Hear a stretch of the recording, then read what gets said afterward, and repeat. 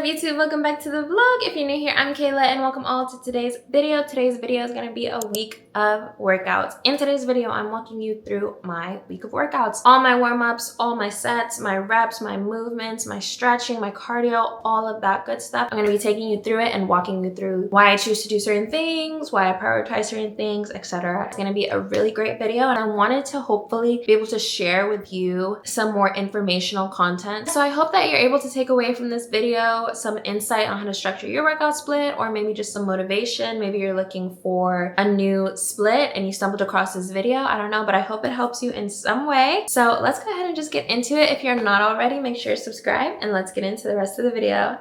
All right, party people, like I said, I have a 5-day split and my first day of the week is my first leg day. This is going to be a glute focused leg day, and this day is almost always going to be a Monday. Some other days of the week, depending on when I take my rest day, they will vary, but a leg day is always Monday. That's just law. Some people like to do 3 days on, 1 day off, or 2 days on and then 2 days off, but I just have my 5 days and the 2 days of rest are kind of scattered in there after this first leg day. So getting into it, I always start off with some dynamic stretching. I keep it very basic and I do some hip opening exercises for about 2 to 3 minutes to get my joints a little prepared for all this heavy lifting I'm about to do. It's very important to do some dynamic stretching before your workout and then some static stretching after your workout, but especially like just hopping into a heavy set right when you're like still cold, you just got out of your car, whatever, it's just really never a good idea. So always do something, even if it's just like a few jumping jacks, just something. And then to continue with the warm-up for my first exercise, I do calves bridges or hip thrusts. These are one of the best compound movements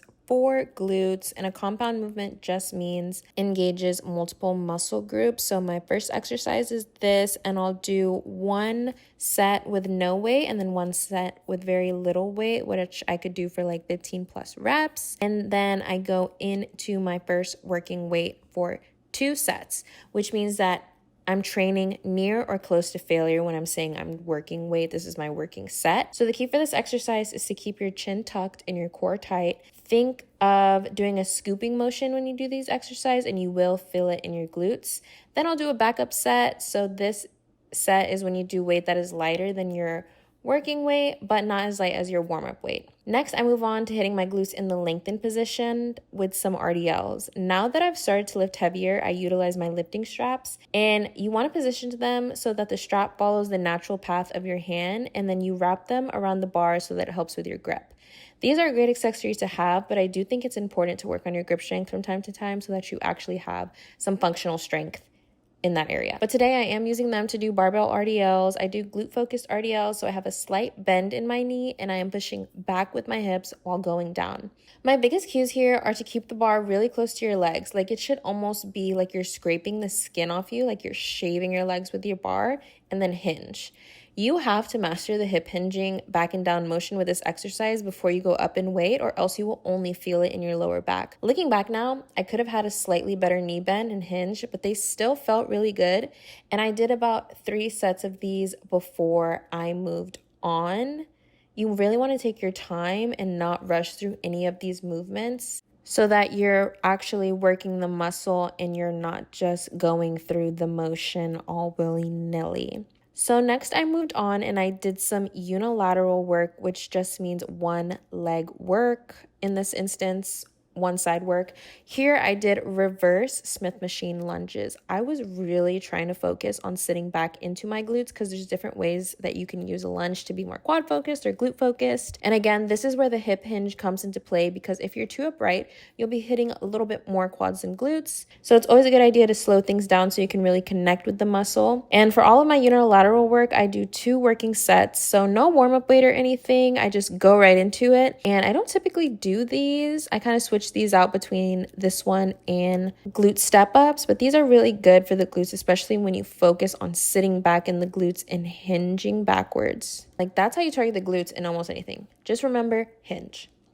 After my first 3 movements are done, I move on to what I now consider accessory work, which is work that complements my main compound lift by either isolating 1 muscle or honing in on the supporting smaller muscles that I was just using, which on this workout day was all 3 parts of my glutes. So I'm using this machine called the gluteator. It's an abduction machine that hits your side glutes. To be real, I mainly only use this when the abduction machine I like is taken, but it still gets the job done, and I typically do 3 sets of as many as possible. As you can see, my face is getting more tense, so I am working hard and pushing myself to or near to failure. After this, I did some glute hyperextensions. Out of all the glute exercises, this one is the one I dread the most. Or not dread, but I really just don't like it. I just don't find it fun. It's a little bit annoying, but I am really on a mission to grow my upper glutes, and these are a good staple for that if you want that shelf look. So you adjust the machine so that the pads are aligned with your hip crease so that when you go over to pull the weight, it's a natural range of motion and it's not digging into your stomach or in the middle of your thighs. So this exercise can work your lower back, hamstrings, and glutes, but the key difference for more glutes is to slightly round your back and squeeze your glutes at the top. If you overextend or go too far up, your lower back will start to take over and you won't really feel it in your glutes. So I did 3 sets of these to finish out the workout, and then I moved on to some abs and some calves. I've started doing abs every time I work out, so about 5 times a week, and I'm going to see how this goes. To be honest, it's kind of fun doing abs, and I feel super accomplished doing abs, doing core, because core is one of the most important body parts because it is needed for literally every lift, especially if you're lifting heavy, and a strong core is good for so many things. So I do this core and calf superset. And then I just move on to some cardio. I do about 20 to 30 minutes on varying incline and speed, but I keep it pretty chill. As right now, I'm just focused on getting my steps in and my heart rate a little up, but nothing too crazy. And after that, I did some static stretching for about 5 minutes, and that is my first workout of the week. All right, so my second day of workouts is going to be an upper body day. This is going to be a shoulder focused day or push focused day. I start off with some upper body focused dynamic stretching. Now you can do this routine with a resistance band or with a PVC pipe, whatever works for you. I don't really know the exact name of these warm-ups, but basically, you'll do about 30 seconds each movement and just try to get your body warm, get those joints a little bit loosened up. And then the most important movement will be CARs, also known as controlled articular rotations. And you do them with body weight, or you get like a really light 2.5 plate in your hands. And you basically just circle the arm forward and backward, internally and externally rotating the shoulder. And this really helps with your shoulder mobility and kind of helps bulletproof your shoulders a little bit. We really should be doing this like all the time, like every single day, but I try to do them on my upper body days. So moving on to my first movement, it will be a standing shoulder press. I personally prefer standing over seated shoulder press, but there are lots of different ways you could do this. Sometimes I do single arm, sometimes I do machine shoulder press, but today I just did both arms with very light weight. So here's the thing. For my upper body days, as you're going to see, I will not be training to failure or pushing very big weight. I used to, but that is just not my thing anymore, and it doesn't align with my goals. I now do lightweight with high reps. So while I'm still sweating and getting my heart rate up, it is more of a light impact workout. So I'll do sets of 12 to 15, still keeping a warm-up weight. And that's just how I like to structure my upper body workouts right now. Who knows, maybe it'll change in the future, but I just care more so about pushing myself on my leg days. And I'm not gonna apologize for that. So after that, I move on to doing some single arm lateral raises. This machine is one of my favorites, actually. Again, I'm doing 12 to 15 reps per side for 3 sets. I just try to focus on the movement. I think the problem people have with lateral raises is they go too heavy or use too much of their traps, and you're barely hitting your lateral delt, also known as your side delt. So make sure you start with lighter weight and master it before you jump too quickly to a new weight.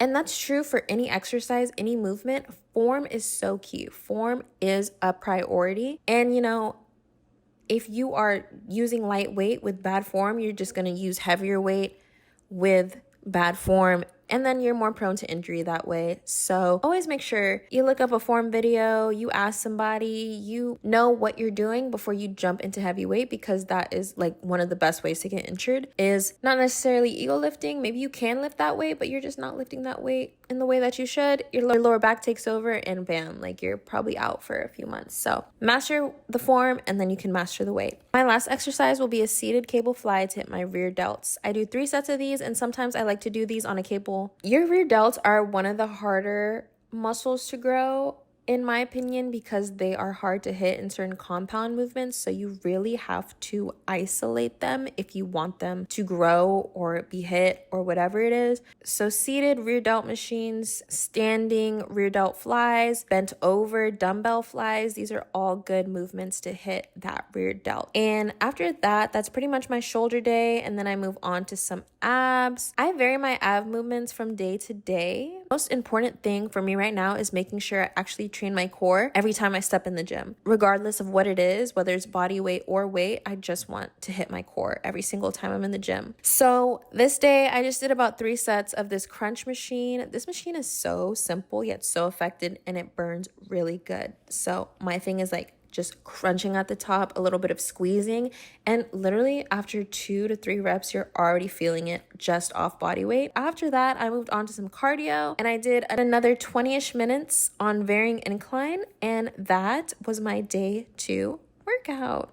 All right, party people, day 3 is another upper body day, but this time it is back focused. If you've been here for a while, you know that pull day is one of my least favorite days in the split. I've only recently started to somewhat enjoy them again, and not gonna lie, I think it's because I've got new open back sports tops, so it just makes my back day a little bit more enjoyable. But I did start off with the same resistance band warm-up that I did on my shoulder day, and then I moved on to some lat pull downs. I use a wide grip. A wide grip will hit more overall back, and this grip is typically better for those that are just starting out as well. But with this grip, you want to bring the attachment to your sternum, like chest area at the end of the movement. A narrow grip is going to target your lats more, and an underhand grip will engage your biceps more. So I just keep it simple and I do a wide grip, but you choose the best grip that works for you. And I will be doing 3 sets of 12 to 15. Yes, again, every exercise here will be 3 sets of 12 to 15. Again, this is how I like to structure my upper body workouts for the most part. But again, if you want to train for strength or endurance, you should change the movements and reps and sets to fit your goals. Next, I do a single arm cable row, and I keep my grip pretty neutral. I do tend to slow this down at the end of the movement so I can get more stretch on the lat. Sometimes I'll do underhand grip, which helps engage the biceps more.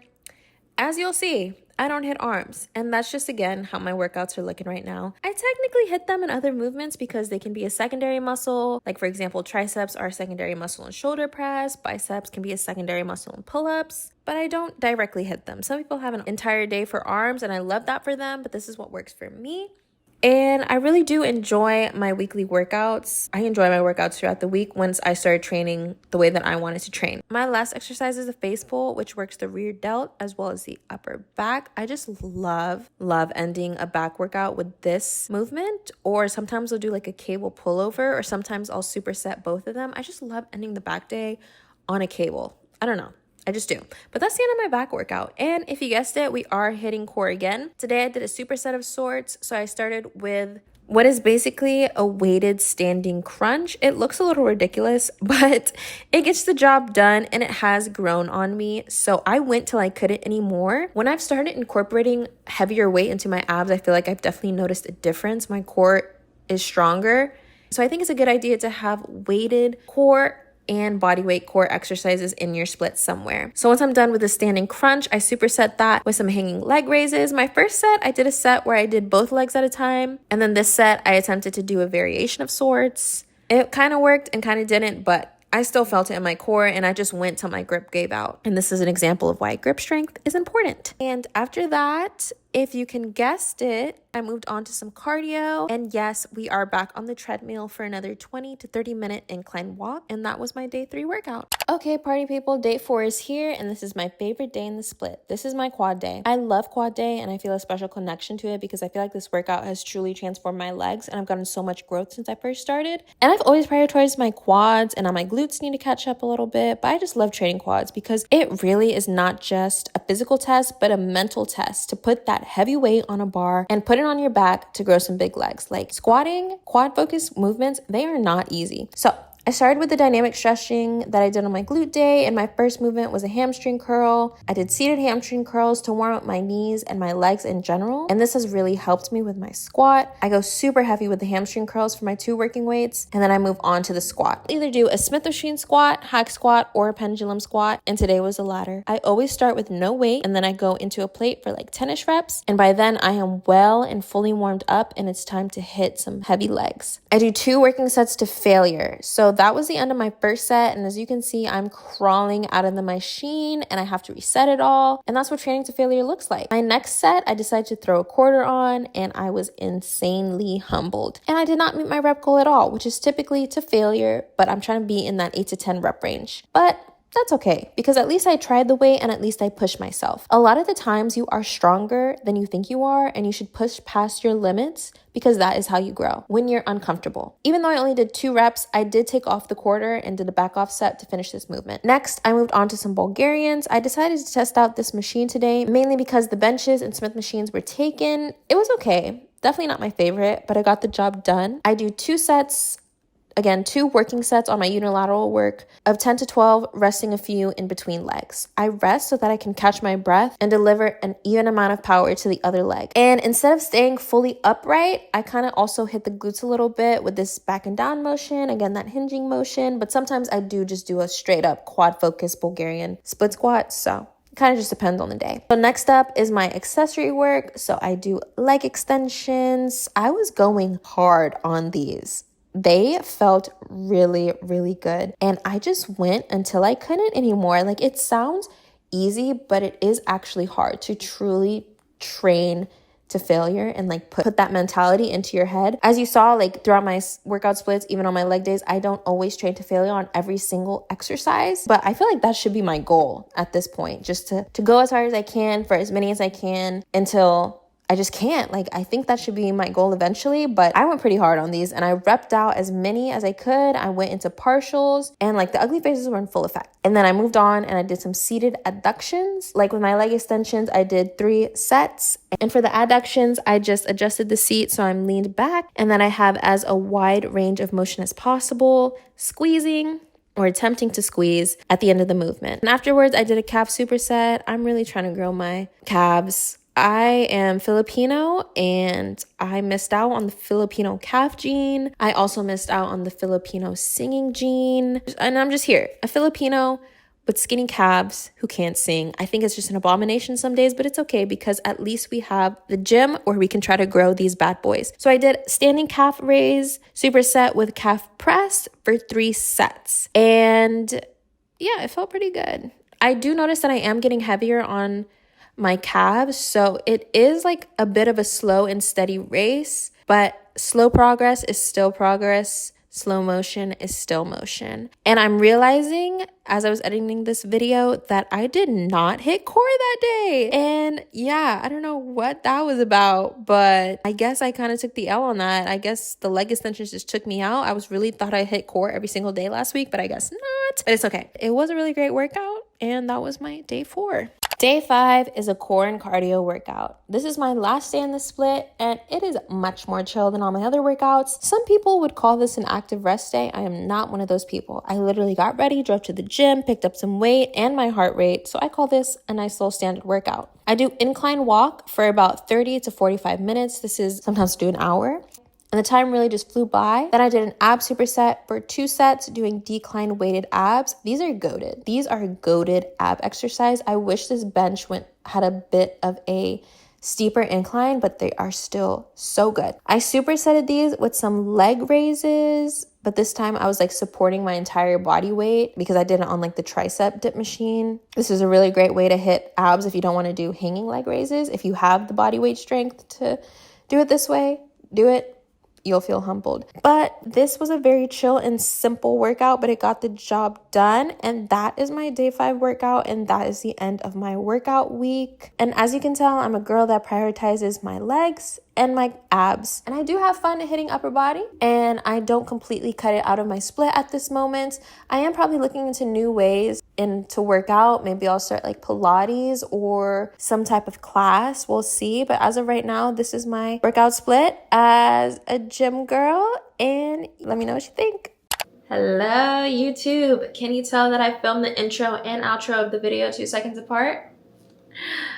So that is my 5-day workout split. Some people may call it a 4-day workout split, but whatever. To me, it's 5 days, and I take 2 days rest. The rest days kind of vary depending on the week, as I mentioned earlier. However, I always make sure to take at least 2 days rest between my leg days, so that when I push myself as hard as I do, I have ample time to recover. Like, recovery is an important part of a split. The other week I did 4 days on, 1 day off, and then another day I did like 2 days on, 1 day off, 1 day back on, another day off. Like, it kind of just depends, but I make sure to prioritize the rest between my leg days for sure. So if you have any questions about your workout split, or if you need some help kind of structuring it, if you just have any questions about fitness in general, leave the comment down below and I'll try my best to help you. If you like this video, make sure to let me know and leave a comment down below as well, and give it a big thumbs up for me, and make sure that you are subscribed to the channel so that we can keep hanging out and elevating ourselves in our fitness journey and our wellness journey and in life. And movement is a way to not only honor yourself, but honor God and the body that He gave you. And so I think it's really important that what you take from this video is that movement is not only important, but it is a blessing. So I'm just gonna end that video on that note. Again, make sure to like, comment, and subscribe, and I'll see you on the next video. Bye.